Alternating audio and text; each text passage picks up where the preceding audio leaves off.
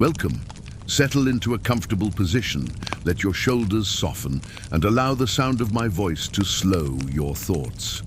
Tonight, we are traveling far back in time to the endless grasslands of Central Asia, the Mongolian steppe. It is a place of immense skies and unbroken horizons. The air is crisp, and the land rolls gently in every direction. It's a place where the wind never seems to stop moving, brushing over the grass like the surface of a lake. For the next 2 hours, we will explore what life was really like for the herdsmen who lived here centuries ago. Men, women, and children who spent their lives on horseback, watching their animals enduring the extremes of heat and cold. Then we will follow the life of a boy named Temujin, who would one day become Genghis Khan, uniting the steppe tribes into one of the largest empires the world has ever seen. From there, we will look at the traces they left behind, the ruins of their capital city, and the objects archaeologists uncover, pieces of a vanished world. And finally, we will step inside the life of the great Khan's court, where ambassadors came from far-off lands, where silk and silver glimmered in the firelight, and where decisions were made that reshaped continents. But for now, imagine yourself as one of the many herdsmen who lived on the steppe. Your days are long, your work is constant, and the land you call home is beautiful, but unforgiving. Take a slow breath and let us begin. Segment 1, the miserable life of a Mongol herdsman. Picture yourself waking to the sound of hooves outside your tent, not the sound of galloping or panic, just the slow shifting of animals as the sun rises. Your home is a gyre, a round felt tent, its walls lined with hides and wool to keep out the wind. The air inside is chilly, even though a small fire still burns in the center, leaving a faint trace of smoke. You sit up, still wrapped in your blanket, and see your breath in the air. The day begins before dawn.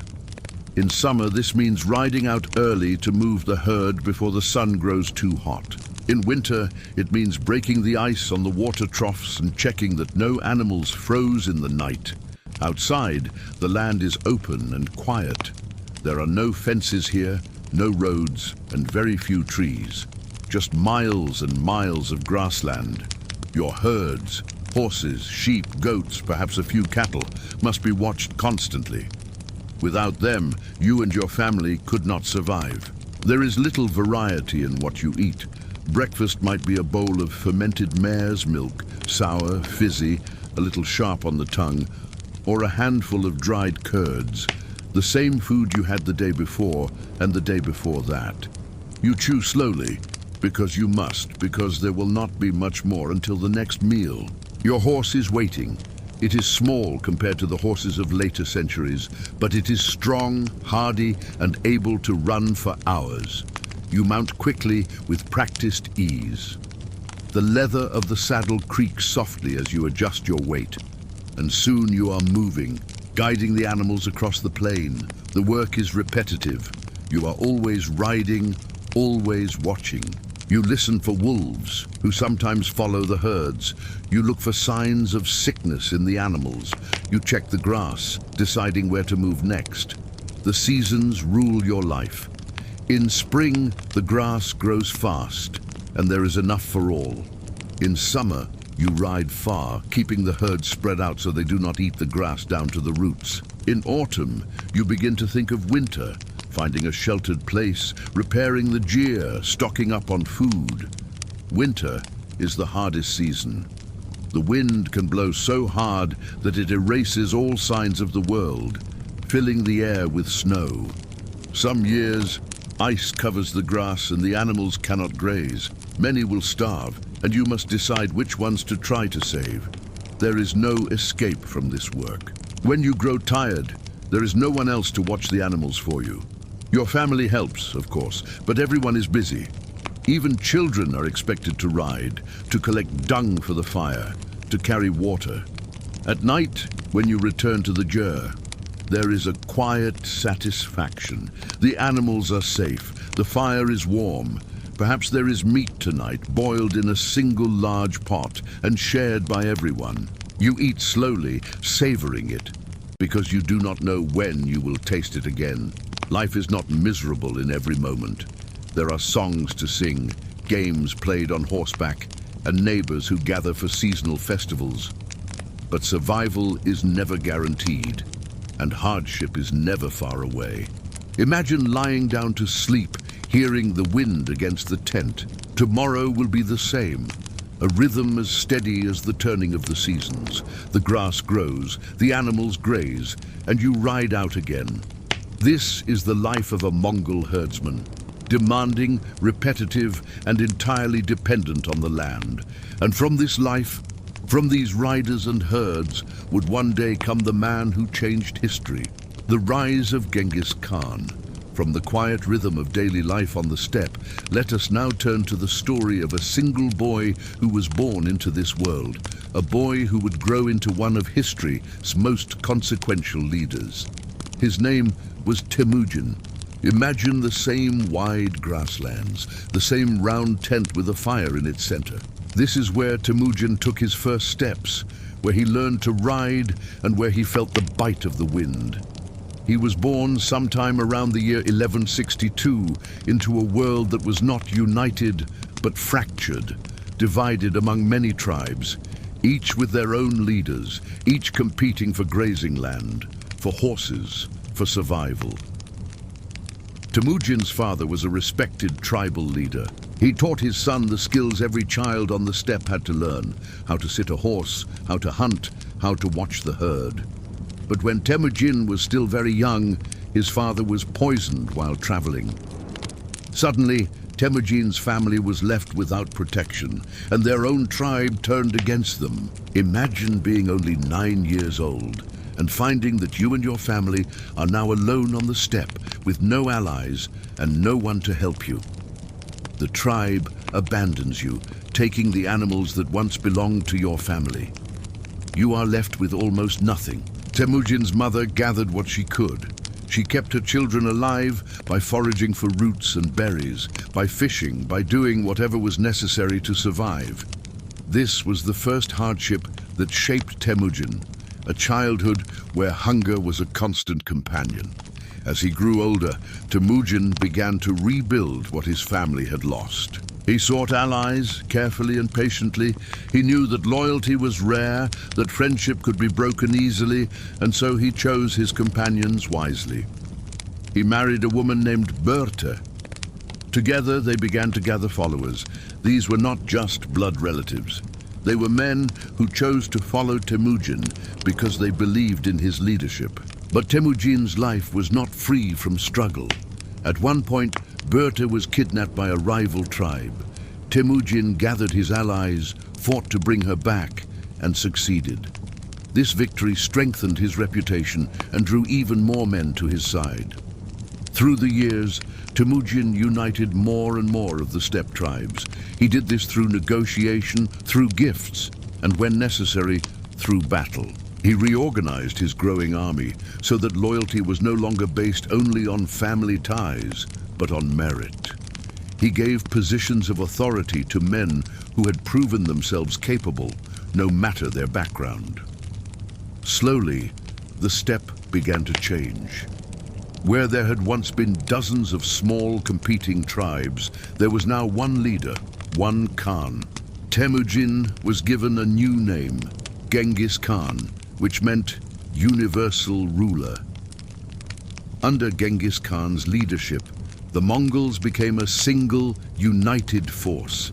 Their horses carried them across Asia, across deserts and mountains, into lands where their names had never been spoken before.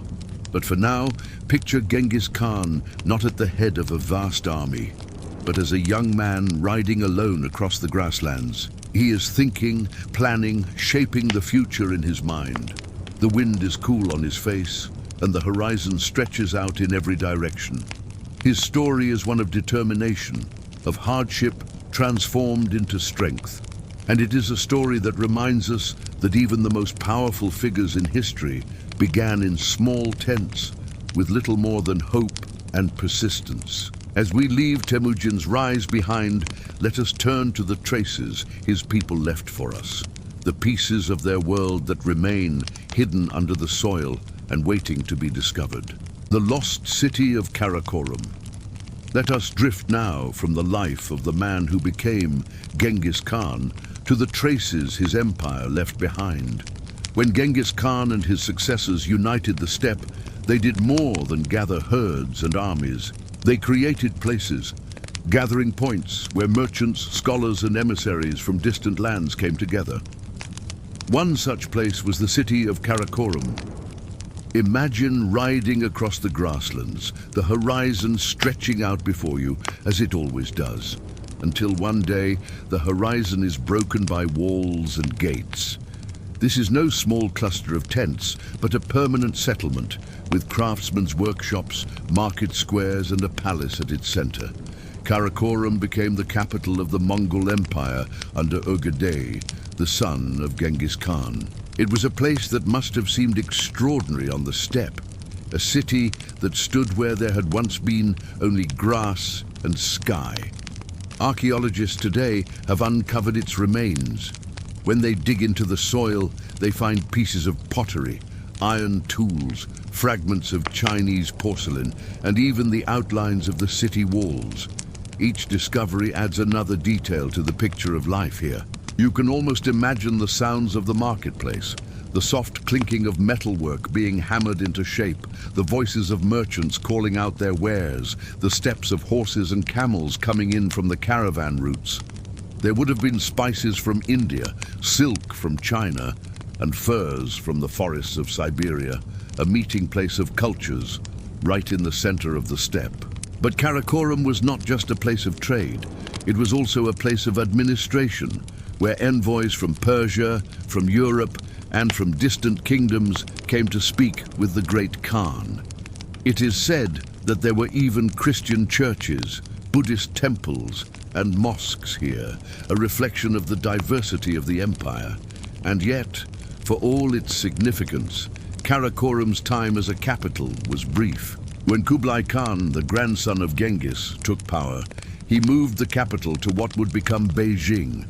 Karakorum was left behind, and over the centuries, it was abandoned. Its walls fell, its palaces collapsed. The steppe reclaimed what had been taken from it. Today, when you stand at the site of Karakorum, there is little to see at first glance. A flat, wind-swept plain, quiet except for the rustling of grass and the sound of distant animals. But beneath the soil, the city still sleeps. Each excavation brings back a piece of a forgotten world, like gently brushing dust off a memory. And there is still much we do not know. What exactly did the palace look like? How many people lived here at its peak? What was the rhythm of daily life inside its walls? These are questions that keep historians and archaeologists at work, piecing together a picture that will never be entirely complete. The lost city of Karakorum is a reminder that even the most powerful empires leave behind ruins, and that time, slowly but surely, smooths everything back into the earth.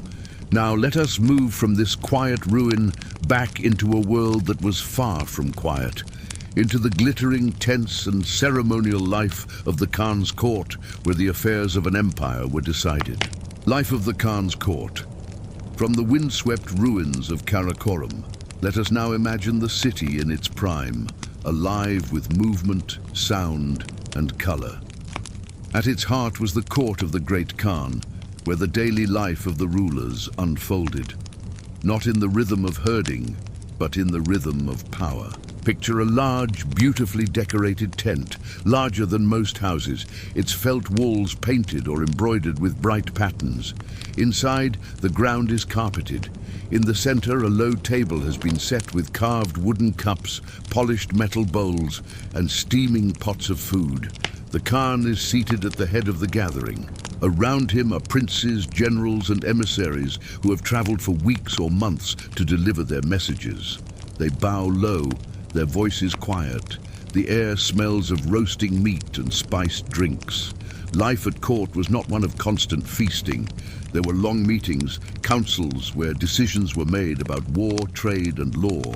The empire was vast, and information had to travel far, along carefully maintained relay routes, with fresh horses waiting at stations so messages could cross great distances in record time.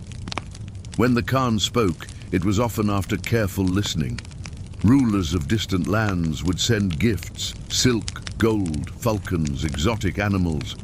And in return, the Mongols might offer protection, trade agreements, or demands for tribute. The court was also a place of ceremony. Special occasions called for grand feasts. Entire herds of sheep or goats might be roasted, and mare's milk would flow freely. Guests were expected to drink deeply, a mark of respect, though moderation was still encouraged. Music played a part in these gatherings. The gentle sound of the morinkur, the horsehead fiddle, might accompany the evening, its slow, mournful notes filling the space. There would be singing, sometimes throat singing, with its deep, resonant hum that seems to vibrate through the air. For all its splendor, court life was not always safe. Power was fragile, and alliances could shift quickly. Those who sat near the Khan enjoyed honor, but they also lived under constant watch, aware that a single failure could lead to dismissal or worse. Still, there must have been moments of quiet, moments when the fire burned low, when the Khan sat with his family, when the sounds of the steppe drifted into the tent, the distant call of a night bird, the soft movement of horses outside. This was the other side of Mongol life, not the endless riding of the herdsman, not the hunger of a hard winter, but the weight of command, the luxury of choice, the knowledge that the entire steppe now followed the will of one man. As we bring this journey to a close, imagine stepping outside the great tent. The night sky is dark, filled with stars. The grasslands stretch in every direction, silent except for the wind. Whether herdsman or Khan, everyone who lived here knew this same horizon, this same sky, this same land. Tonight, we have crossed the Mongolian steppe together. We have woken in the cold before dawn to tend the animals. We have watched a boy named Temujin rise from hardship to become Genghis Khan. We have stood among the ruins of Karakorum, and we have stepped quietly inside the Khan's court, where the decisions of empire were made. Life on the steppe was never easy. It demanded endurance, patience, and the ability to adapt. And yet, from this land came one of history's greatest stories, a reminder that even from the most remote and challenging places, world-changing movements can begin. As you lie back now, you might think of the grasslands, endless and quiet under the stars. The herds are calm, the fire burns low, the wind is steady but gentle. There is nothing left to do tonight. The steppe can wait until morning. Allow your thoughts to drift as the riders of the past once drifted with the herds across the quiet plains into sleep.